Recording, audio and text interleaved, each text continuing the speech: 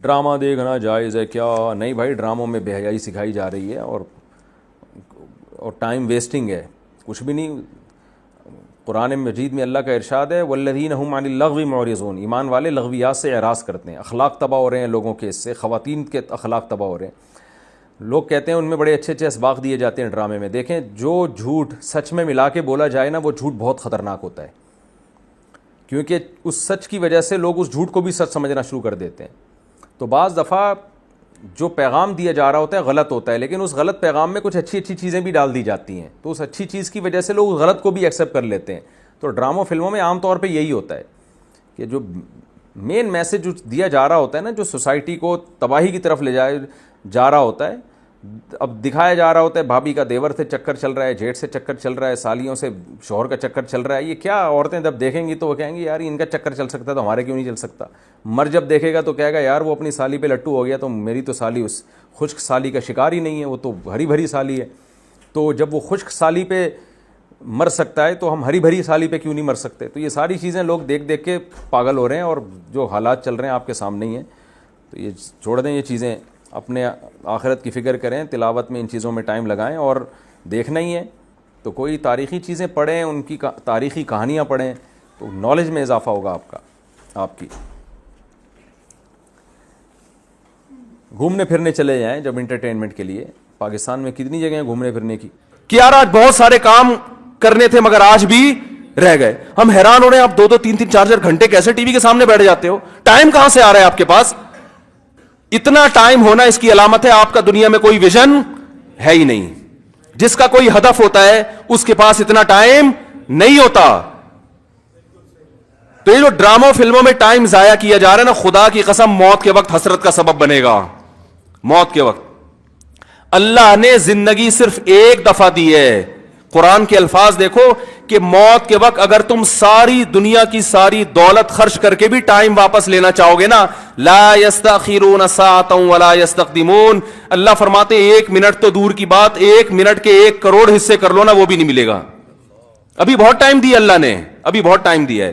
چاہو تو ڈراموں میں ضائع کر دو، فلموں میں ضائع کر دو، سارا دن ٹی وی کے سامنے بیٹھ کے کرکٹ کے میچ دیکھ کے تالیاں بجاتے رہو، فلاں نے یہ چھکا مارا، فلاں نے چوکا مارا۔ ابھی بہت ٹائم ہے، لائف کو خدا کی قسم جتنا انجوائے کر رہے ہو 10 سے ضرب دے کے اس سے زیادہ انجوائے کرو، لیکن جب موت کا وقت آئے گا تو یہ سارے مزے کرکرے ہو جائیں گے۔ یہ غیر مسلموں کے کام ہیں، جن کا آخرت پہ یقین نہیں ہے، ان پہ یہ چیزیں سوٹ کرتی ہے۔ ان کو مرنا نہیں ہے نا، ان کا تو خیال ہے مر جائیں گے تو ختم ہو جائیں گے، ان کا یہ کانسیپٹ ہے۔ تو کہتے ہیں زندگی میں جتنا جلدی انجوائے کر سکتے ہو کرو۔ جس کا آخرت پہ یقین ہے اس کا کوئی ہدف ہوتا ہے کہ مجھے ایک زندگی ملی ہے، دوبارہ یہ زندگی نہیں۔ یہ ہندوؤں کا نظریہ ہے کہ 7 جنم ہوتے ہیں، اسلام کہتے ہیں ایک ہی جنم ہے، اس کے بعد قیامت آ جائے گی، دوبارہ کوئی جنم نہیں ملے گا۔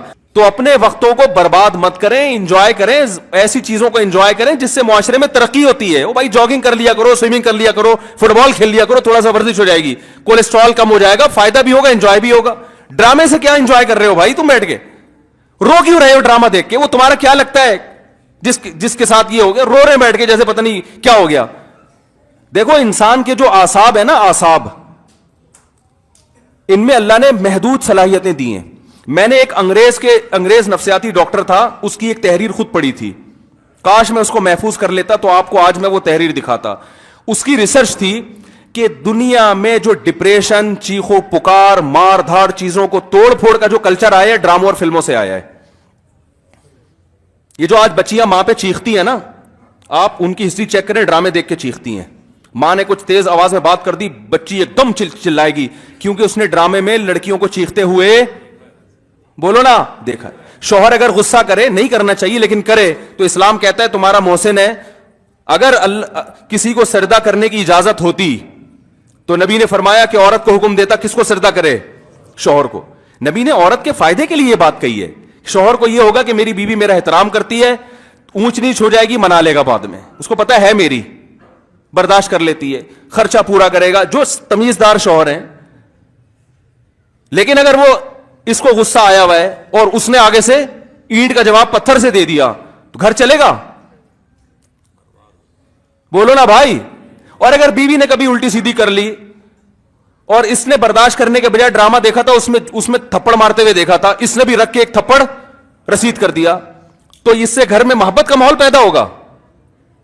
بولو نا بھائی کیا ہو گیا.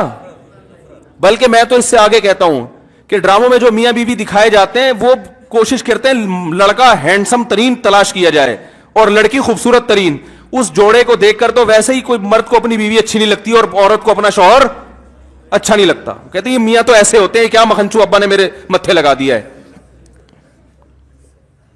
ایک صاحب مجھے کہتے ہیں مجھے بیوی اچھی نہیں لگتی. میں نے کہا فلمیں دیکھنا چھوڑ دو, اچھی لگے گی تمہیں. ہاں, جس غریب کے سامنے صبح شام قورمے کباب گھوم رہے ہو اسے گھر کی دال اچھی لگے گی؟ بولو نا بھائی. یہ تو سب سے پہلا نقصان ہے. تو یہ ان لوگوں کے کام ہے جن کا آخرت پہ یقین نہیں ہے. ان سے ہمارا گھر تباہ. ڈرامے والوں کا ویژن یہ نہیں ہوتا کہ گھروں کے ماحول کو اچھا کرنا ہے. ڈرامے کا ویژن یہ ہوتا ہے کہ پیسہ کمانا ہے. ہر وہ چیز جو مارکیٹ میں چلے گی اس سے پیسہ آئے گا. تو مارکیٹ میں نیگیٹو چیزیں زیادہ چلتی ہیں. میرے کلپ میں دیکھو, میں نے یوٹیوبرز کو ابھی کچھ کنٹرول کیا ہے.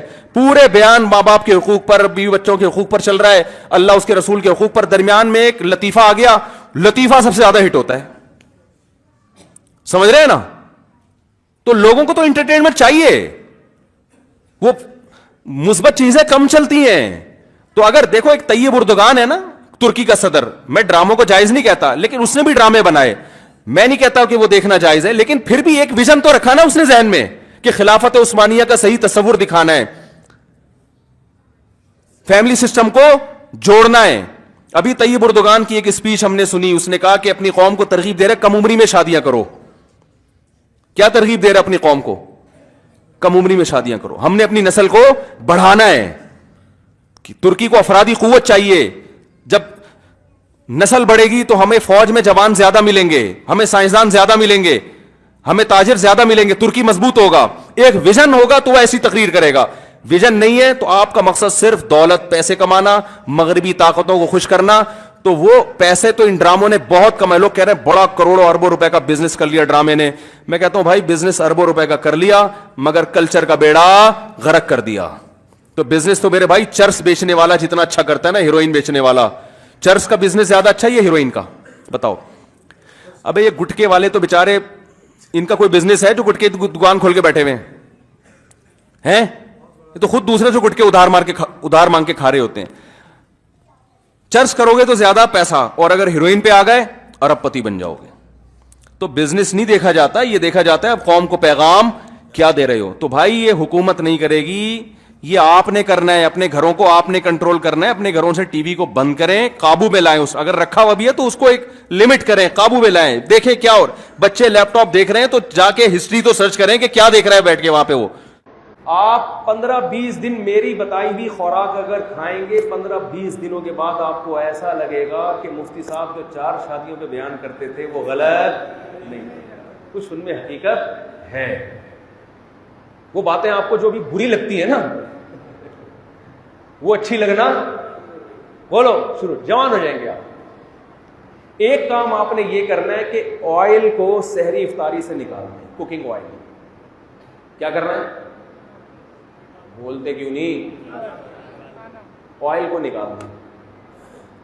زیتون کا تیل 1-2 چمچ استعمال کر لیں آپ. سمجھتے ہو؟ دیسی گھی بھی نہیں, گھی بھی چھوڑنے فی الحال تھوڑے دنوں. دیسی گھی ویسے اچھی چیز ہے لیکن چھوڑنے فی الحال. دنیا چھوڑنے سے پہلے بہتر ہے کہ آپ ہر قسم کا گھی. وہ زیتون کا تیل 2-3 چمچے پی لیا کریں 24 گھنٹے میں. دوسرا کام آپ نے یہ کرنا ہے کہ روٹی چاول کو کم کریں, گندم کو بھی, اور بولو نہ سحری میں گندم بہت زیادہ پھوڑنی ہے اور نہ افطاری میں, نہ رات کو کسی گندم بھی اور چاول بھی. سمجھتے ہو کہ نہیں سمجھتے ہو؟ زیادہ جو آپ نے فوکس کرنا ہے نا وہ کھجور کو. کھجور بہت پاورفل چیز ہے, پیٹ نہیں بھرتا اس سے, مگر جو کام روٹی کرتی ہے نا اور جو انرجی چاہیے وہ کھجور سے ہمیں زیادہ ملتی ہے. ہمارے ہاں افطاری میں کھجور کے ساتھ اتنی زیادتی ہوتی ہے کہ ایک کھجور کی سنت سمجھ کے روزہ افطار کیا اور پھر ڈائریکٹ آ گئے بریانی پہ, کولڈ ڈرنک پہ. ابے یہ پیٹ بھر کے کھاؤ یار, طبیعت سے کھاؤ, اس وقت ہضم بھی ہوگی, جزوے بدن بھی بنے گی. عام طور پہ کھجور آسان نہیں ہوتی ہضم کرنا. کھجور آسانی سے کتنا کچھ کھایا ہوا ہوتا ہے, کھجور کے لیے معدہ تیار ہی نہیں ہوتا.